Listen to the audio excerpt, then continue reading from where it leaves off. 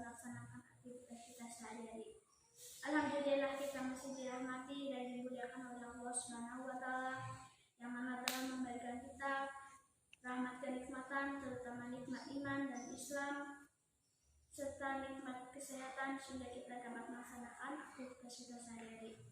Salawat serta salam semoga tetap tercurahkan kepada Nabi agung kita Muhammad Rasulullah SAW, Nabi yang membawa manusia dari alam kegelapan ke dalam yang penuh dengan terang benderang, Nabi yang membawa manusia dari alam kebohongan ke dalam yang penuh dengan ilmu pengetahuan.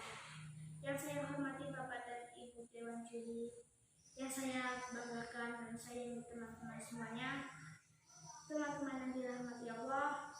Bangsa yang kuat adalah bangsa yang memiliki pemuda-pemuda yang hebat, pemuda sebagai ujung tombak perubahan yang mampu membawa bangsanya untuk bersaing dan sejajar dengan bangsa lain.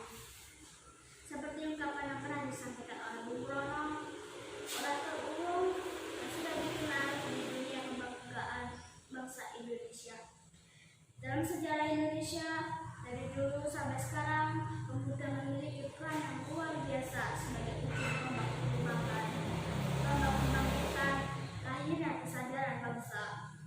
Teman-teman yang dirahmati Allah, marilah kita sebagai generasi penerus kiranya perlu menaruh dengan jiwa dan semangat kebangsaan serta keinginan tinggi. Maka ikatan kita sebagai sebuah bangsa sudah kuat dan kokoh. Teman-teman yang saya banggakan, sudah bukan sebagai rahasia umum kalau kebangkitan atau kemerosotan sebuah bangsa sangat dipengaruhi oleh semangat pemuda-pemudanya.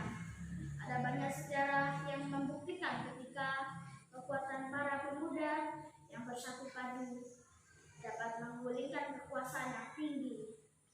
Hanya itu yang bisa saya sampaikan. Kurang lebihnya saya mohon maaf yang sebesar-besarnya. Akhirul kalam, wabillahi taufiq wal hidayah. Wassalamualaikum warahmatullahi wabarakatuh.